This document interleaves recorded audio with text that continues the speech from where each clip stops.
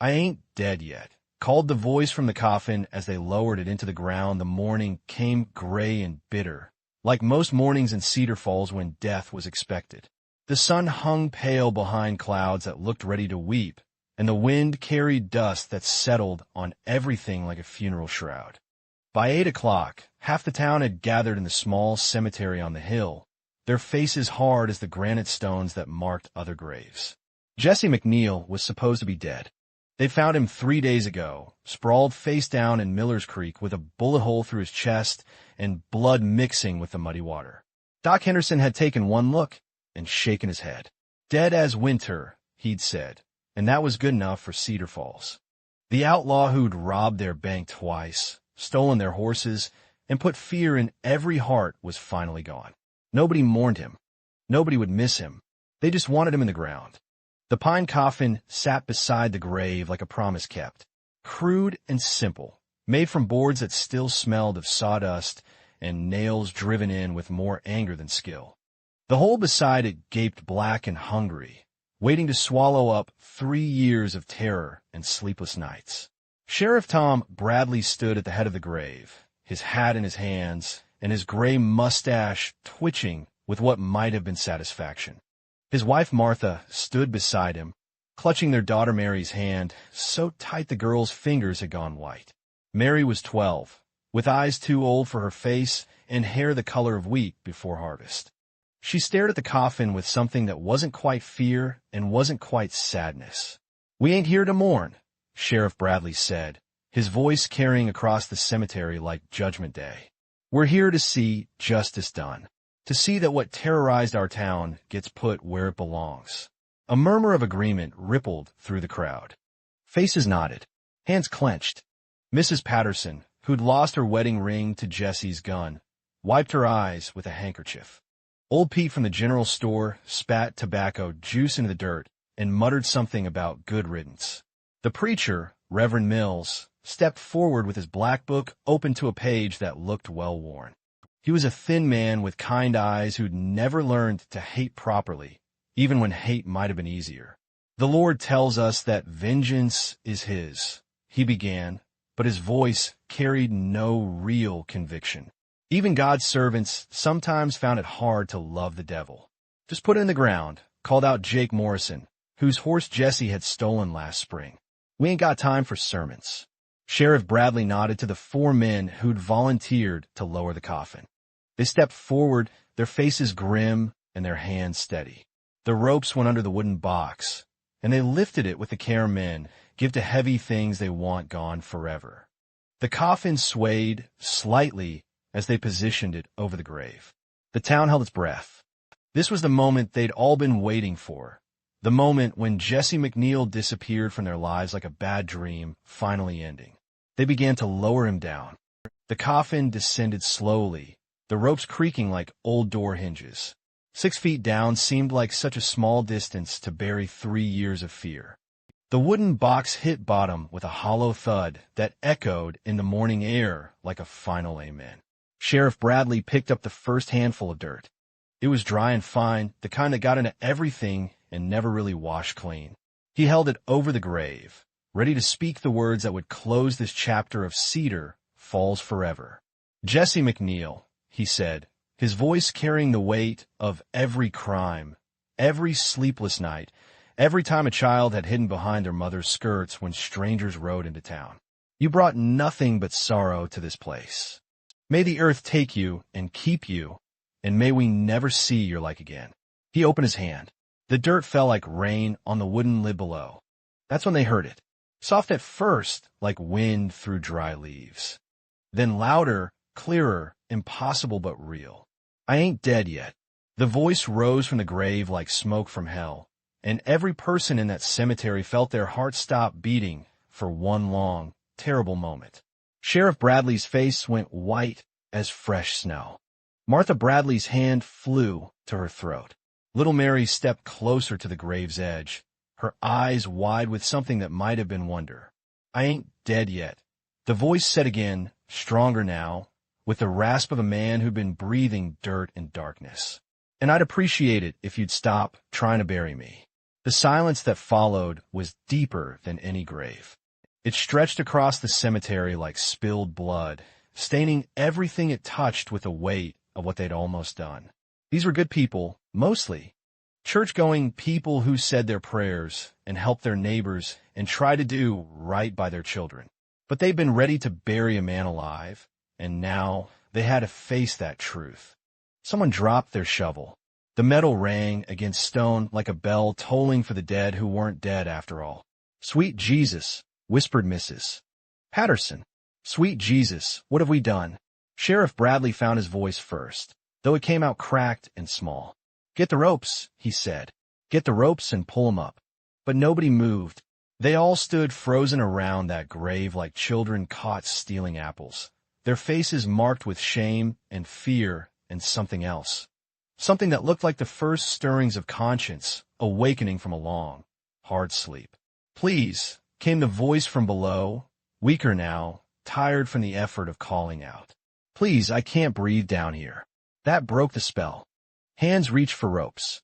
Men who'd been ready to dance on Jesse McNeal's grave now worked to pull him from it, their movements quick and desperate, as if speed could somehow wash away what they'd almost let happen. The coffin rose from the earth like a resurrection nobody had prayed for. When it reached ground level, Sheriff Bradley's hands shook as he worked the lid loose. The nails screamed as they pulled free, sounding like souls in torment. Jesse McNeal sat up slowly, dirt falling from his hair like a benediction. His face was pale as death, his clothes torn and bloody, but his eyes were alive, dark and tired, and full of something that might have been forgiveness or might have been judgment. It was hard to tell which would be worse. He looked around at the faces surrounding him, at the people who'd come to celebrate his burial. His gaze lingered on each one, not with anger, but with a sadness that cut deeper than any bullet. When his eyes found little Mary Bradley, something in his expression softened, like a man remembering what kindness looked like. "Well," he said, his voice barely above a whisper, dry as autumn leaves. "This is awkward." Nobody laughed. Nobody spoke. They just stood there in the gray morning light, a town full of people who'd learned something terrible about themselves and didn't yet know what to do with that knowledge. Jesse tried to stand and swayed like a tree in a strong wind. Doc Henderson stepped forward without thinking, his medical training stronger than his fear or shame. He caught Jesse's arm, steadying him, and for a moment the outlaw and the doctor looked at each other with something approaching understanding. "We thought you were dead," Doc Henderson said quietly. "So did I," Jesse replied.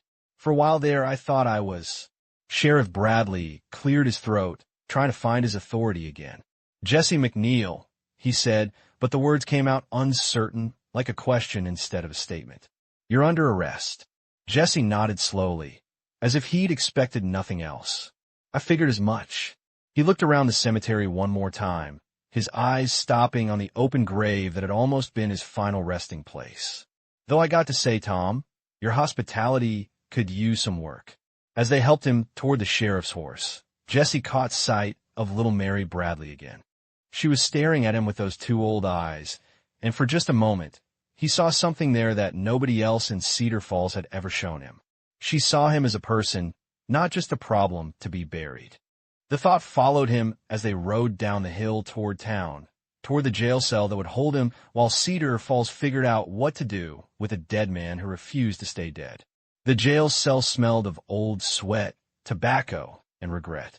Jesse McNeal sat on the narrow cot that served as bed, chair, and table all at once, his back against the cold stone wall. 3 days had passed since they'd pulled him from that pine box, and he still felt like a man caught between worlds. Not quite alive, not quite dead, just existing in the gray space between. Doc Henderson had done what he could. The bullet had passed clean through Jesse's chest, missing his heart by less than an inch. "Should have killed you," Doc had said while cleaning the wound. "By all rights, you should be 6 feet under." But he'd said it without malice, just the tired observation of a man who'd seen too much death to be surprised when life decided to be stubborn. The bandages wrapped around Jesse's torso felt tight as guilt. Every breath reminded him that he was supposed to be gone, supposed to be nothing but a bad memory fading in Cedar Falls' collective mind. Instead, he sat in Sheriff Bradley's jail, watching dust motes dance in the afternoon light that filtered through the barred window. From where he sat, he could see Main Street, the same street he'd ridden down 3 years ago with his brother Danny, both of them young and angry and convinced the world owed them something. The same street where he'd first seen fear in people's eyes and mistaken it for respect. The same street that had celebrated his death and then watched in horror as he rose from his own grave. Now the people of Cedar Falls walked past his window with careful steps, their eyes anywhere but on the jail. They moved like folks trying not to wake something that should stay sleeping. Jesse didn't blame them. He'd been the nightmare that kept their children close to home after dark. He'd been the reason men checked their guns twice before riding out alone. But that was before the grave. Before he'd felt dirt falling on his coffin lid and thought those were the last sounds he'd ever hear. Before he'd called out to people who wanted him dead and found they still had enough humanity left to pull him back into the light. The jail door creaked open, and Sheriff Bradley stepped inside. His face looked older than it had 3 days ago, lined with something that might have been shame or might have been worry. Hard to tell the difference sometimes. Behind him came his daughter Mary, carrying a tin cup and a small plate wrapped in cloth. "Brought you some coffee," Sheriff Bradley said, his voice careful and formal. "And Mary made you some bread." Jesse looked at the girl. She was small for 12, with her mother's gentle face and her father's steady eyes. Her hand shook slightly as she held the plate, but she didn't step back when Jesse met her gaze. Most children ran from him. This one stood her ground. "That's kind of you, Miss Mary," Jesse said quietly. "You didn't have to do that. Mama says everyone deserves to eat," Mary replied, her voice soft but clear. "Even outlaws." Sheriff Bradley's jaw tightened. "Mary, you don't need to. It's all right, Tom," Jesse interrupted. "The girl's got more sense than most folks twice her age." He looked at Mary again. "Your mama sounds like a wise woman." Mary stepped closer to the cell bars, close enough that Jesse could smell the soap she'd used to wash her hands and the faint scent of bread dough that clung to her dress. She passed the coffee through the bars first, black and bitter, the kind that kept men awake during long, hard nights. Jesse wrapped his hands around the tin cup, feeling its warmth seep into his palms. The coffee was strong enough to wake the dead, which seemed fitting. He took a sip and nodded his thanks. "It's good," he said, and meant it. "Tastes like hope." Mary smiled at that, just a small curve of her lips, but it was the first genuine smile Jesse had seen since climbing out of his grave. She unwrapped the bread next.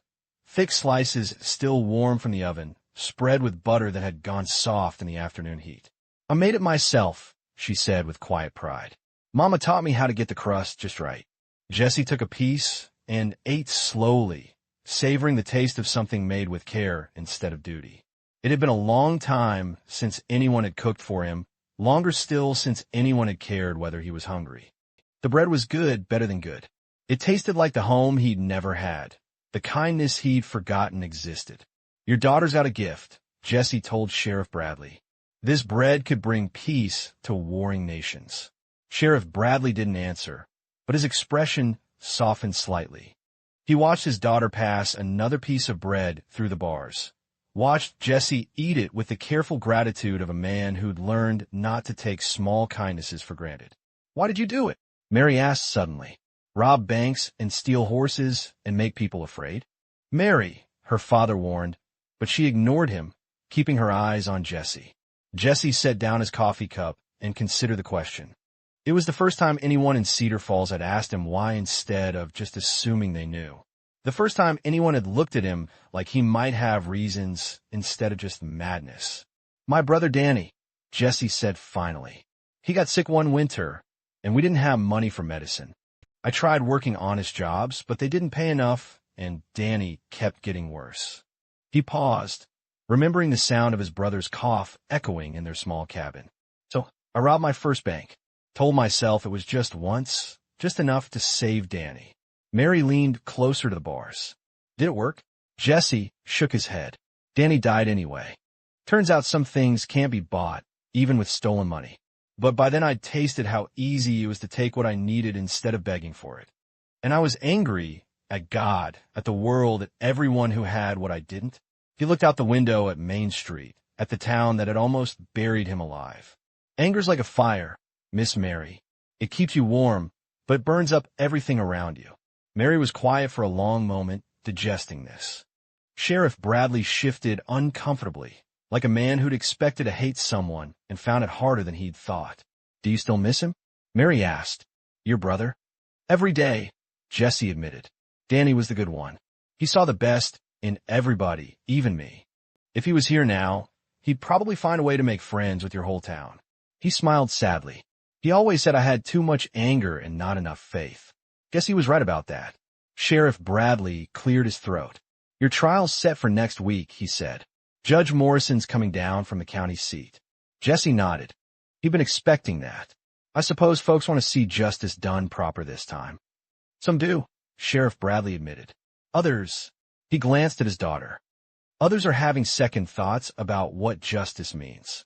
Mary finished wrapping the remaining bread and stepped back from the cell. But she didn't leave with her father. Instead, she sat down on the wooden chair beside Doc Henderson's desk, settling in like she planned to stay. Mary, we should go, Sheriff Bradley said. Your mother's expecting you. Can I stay a little longer? Mary asked. I want to hear more about Danny. Jesse looked at her with something approaching wonder. In 3 years of terrorizing Cedar Falls, no one had ever wanted to hear his stories. No one had ever sat down and listened like his words might matter. Sheriff Bradley hesitated, torn between his duty as a father and something else. Maybe the recognition that his daughter saw something in Jesse McNeal that he'd missed. Finally, he nodded. 10 minutes, he said. Then you come straight home. After her father left, Mary and Jesse sat in comfortable silence for a while. She watched him drink his coffee, and he watched the dust settle in the afternoon light. Outside, Cedar Falls went about its business. People buying supplies, children playing in the street, life continuing as it always did. Mr. McNeal? Mary said eventually. Yes, Miss Mary? I'm glad you ain't dead. Jesse felt something shift in his chest, something that had been locked away since Danny died. It was small and fragile, like the first green shoot pushing through hard ground after a long winter. So am I, he said quietly, and realized he meant it. As Mary gathered her things to leave, Jesse found himself hoping she'd come back tomorrow. Found himself looking forward to seeing those steady eyes that looked at him like he was a person worth saving instead of a problem to be solved. It was a strange feeling for a man who'd spent 3 years believing he was beyond redemption. Maybe, he thought as he watched her walk toward the door, there were different kinds of resurrection. The storm came in fast and mean, like most troubles in the territory. 1 minute the sky was clear enough to count stars. The next it was black as the bottom of a well and angry as a wounded bull. Thunder rolled across Cedar Falls like cannon fire, and lightning turned the night white for split seconds that burned themselves into a man's eyes. Jesse sat on his cot and watched the storm through the barred window.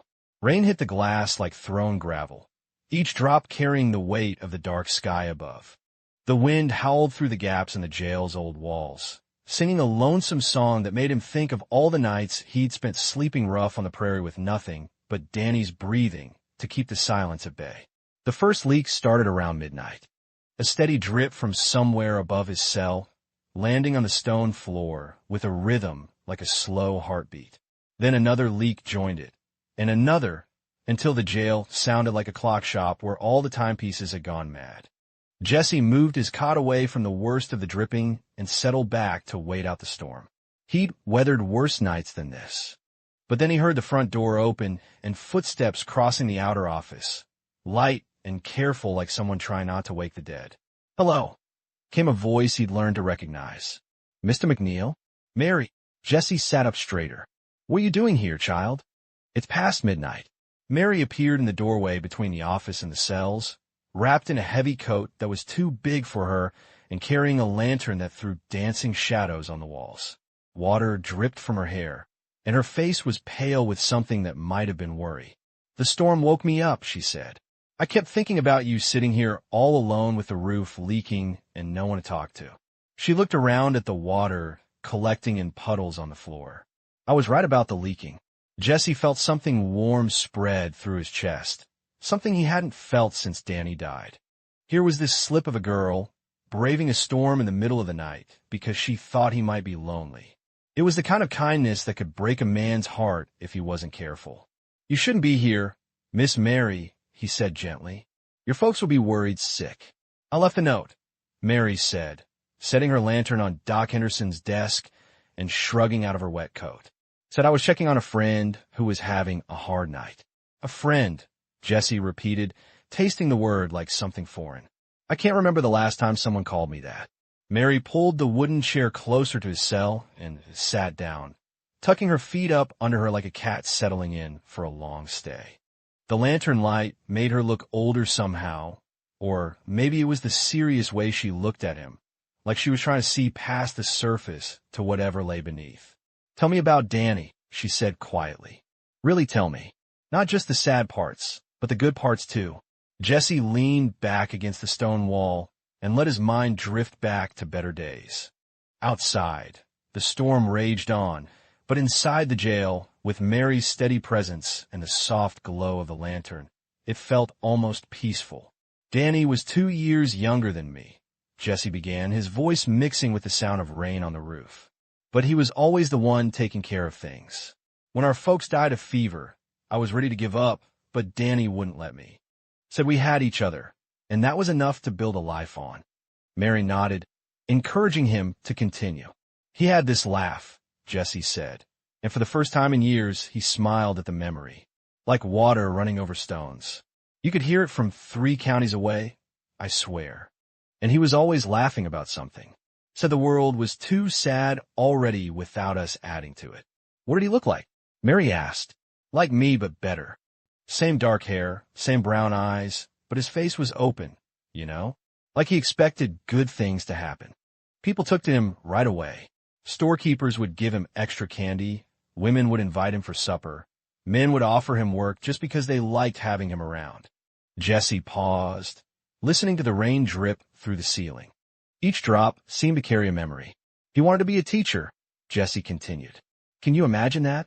My outlaw brother, teaching children their letters and numbers. But he was smart enough for it. Read every book he could get his hands on.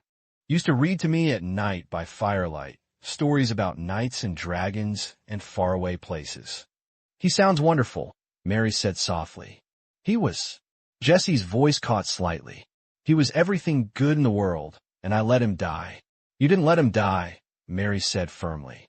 "Sickness took him. That wasn't your fault." Jesse looked at her through the bars, this 12-year-old girl with eyes older than her years, and wondered how she'd learned to see things so clearly. "Maybe not," he said, "but what I did after, that was my fault. Danny would have been ashamed of the man I became." "Would he?" Mary asked. "Or would he have understood why you were hurting so bad you didn't know how to stop?" The question hung in the air between them like smoke from a dying fire. Outside, lightning lit up the night again, followed by thunder that shook the jail's old timbers. "What about you, Miss Mary?" Jesse asked, changing the subject before the weight of her words could settle too deep. "You seem to understand hurt pretty well for someone so young." Mary was quiet for a long moment, watching the rain drip into the puddles on the floor. When she spoke, her voice was soft as prayer. "My mama died when I was 8, she said. Fever like your folks. But it took her slow, over weeks and weeks. I used to sit by her bed and hold her hand, trying to keep her from slipping away." Jesse felt his heart constrict. "I'm sorry, child. The worst part wasn't losing her," Mary continued. "The worst part was watching my papa try to pretend everything was normal when we could all see he was breaking apart inside. He'd smile and make jokes and keep doing his share of duties, but at night I'd hear him crying in his room." She looked up at Jesse, and in the lantern light, he could see unshed tears making her eyes bright. "That's when I learned that everyone's carrying some kind of hurt," she said. "Some folks hide it better than others, but it's always there, like a scar that never quite heals right." "Is that why you're here?" Jesse asked. "Because you can see the hurt in me." Mary nodded. "You got the same look my papa had after Mama died. Like you're carrying something too heavy, but you don't know how to put it down." They sat in silence for a while, listening to the storm. The rain had gentled somewhat, no longer pounding against the windows, but falling steady and soft, like tears from a sky that had finally learned how to grieve properly. "Miss Mary," Jesse said eventually, "can I tell you something I never told anyone? Not even Danny." "Of course." Jesse took a deep breath, like a man about to dive into deep water. "The night before I robbed my first bank, I prayed.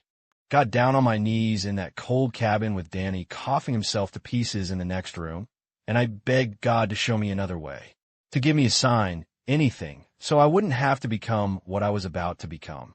"What happened?" Mary whispered. "Nothing. No sign, no voice from heaven, no miracle. Just silence and the sound of my brother dying. So I took that as my answer. Figured if God wouldn't help me save Danny, then I'd save him myself, no matter what it cost." "But you didn't save him." "No, I didn't." Jesse's voice was raw as an open wound. "All I did was turn myself into something Danny wouldn't recognize. Something that scared children and made good people lock their doors at night." Mary stood up and moved closer to the cell bars. She reached through and placed her small hand over his larger one where it rested on his knee. Her palm was warm and soft, untouched by the calluses and scars that marked his skin. "Mr. McNeal," she said, "maybe God's answer wasn't silence. Maybe his answer was sending you here to Cedar Falls, to that grave, to this jail cell, so you could meet someone who sees the good man you used to be." Jesse looked down at her hand, covering his, and felt something crack open inside his chest. Not breaking, but opening, like ice melting after a long, hard winter. "You think there's still good in me, Miss Mary?" "I know there is," she said with the certainty of someone who'd learned to recognize light in dark places. "It's buried deep, but it's there, like seeds waiting for rain." Thunder rumbled overhead, softer now, like the storm was moving on. The worst of it had passed, leaving behind the gentle sound of water finding its way back to the earth. "The rain stopping," Mary observed. "Yes," Jesse said, not moving his hand from under hers. "I reckon it is." As the first hints of dawn began to creep through the barred window, Jesse realized something had changed during the long night. The weight he'd been carrying since Danny's death hadn't disappeared, but it felt different somehow. Shared. Like Mary's small hand had somehow helped him lift it, just enough to let him breathe easier. And for the first time in 3 years, Jesse McNeal began to believe that maybe, just maybe, redemption wasn't something that happened to other people in other stories, but something that could happen to a man sitting in a jail cell with a 12-year-old girl who saw hope where everyone else saw only a problem to be solved. The morning of the trial dawned clear and still, as if the storm had washed all the anger out of the sky. Jesse woke to sunlight streaming through the barred window, painting golden squares on the stone floor where puddles had dried overnight. For the first time in years, he'd slept without nightmares.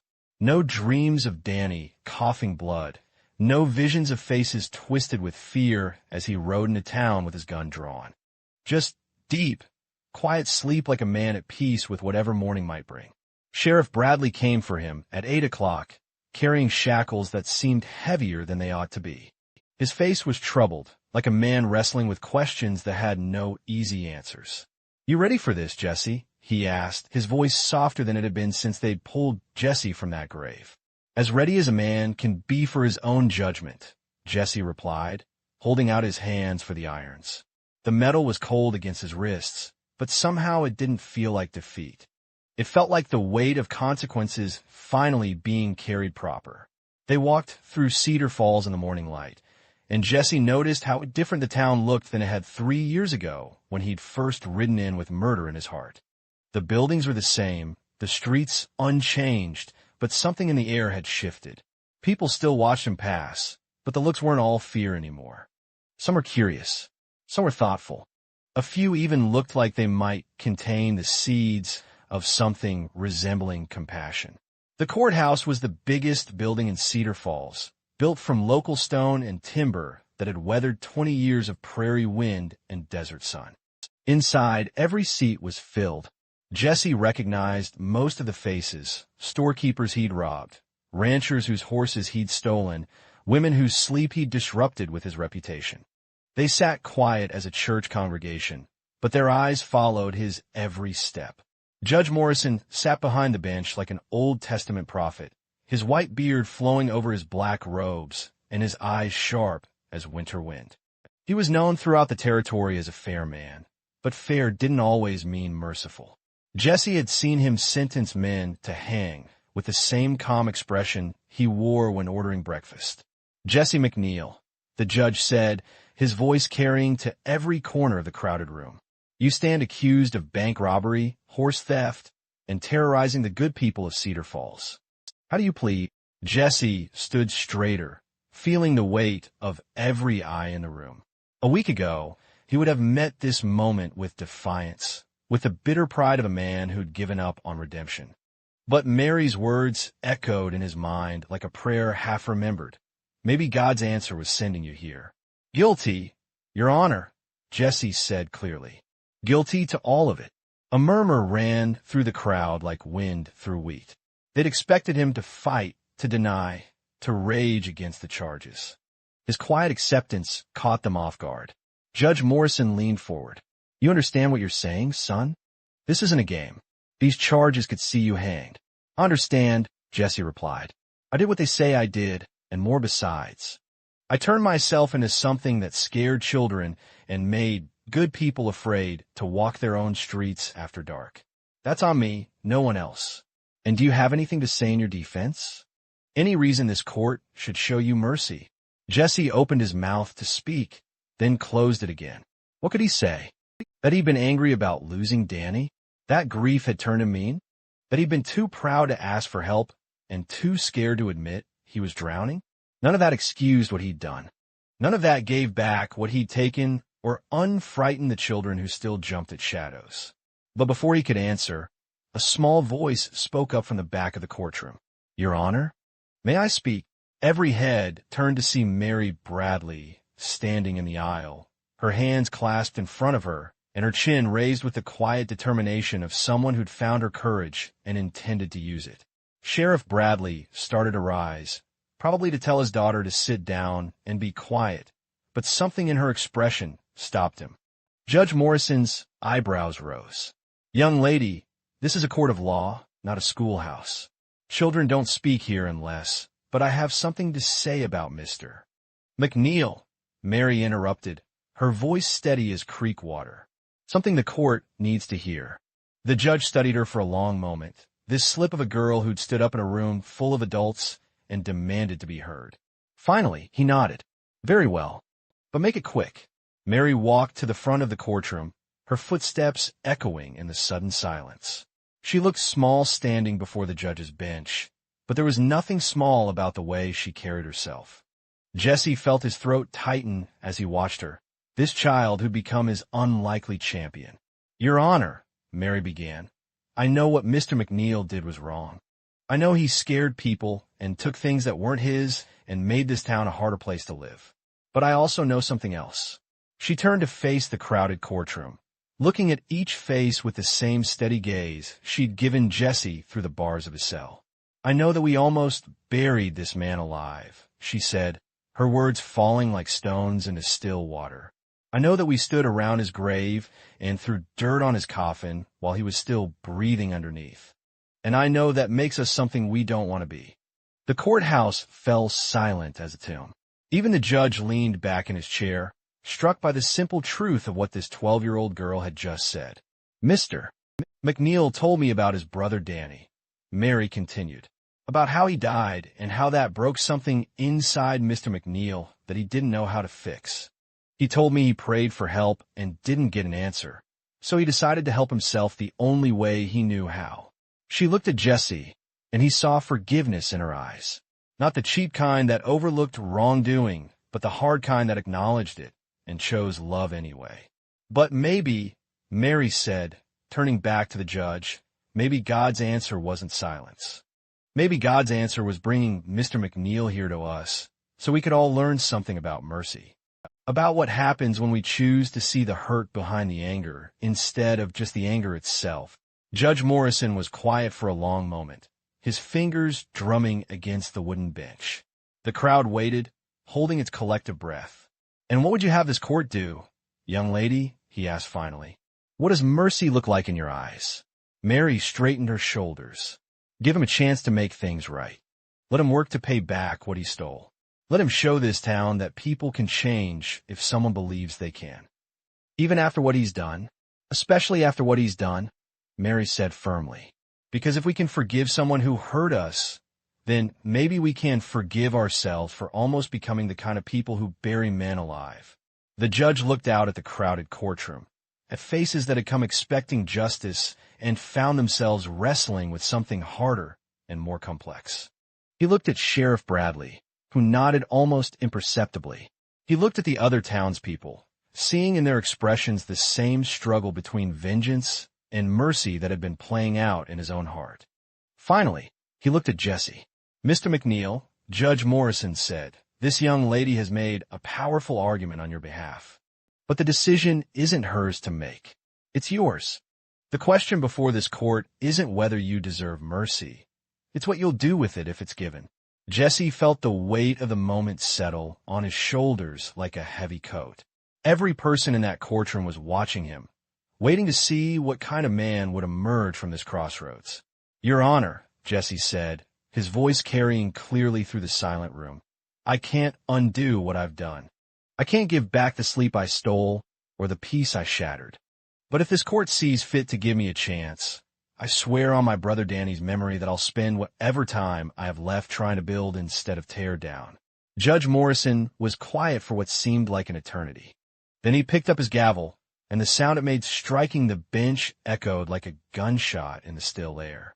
"Jesse McNeal," he said, "by the power vested in this court, I sentence you to 5 years of service to the town of Cedar Falls.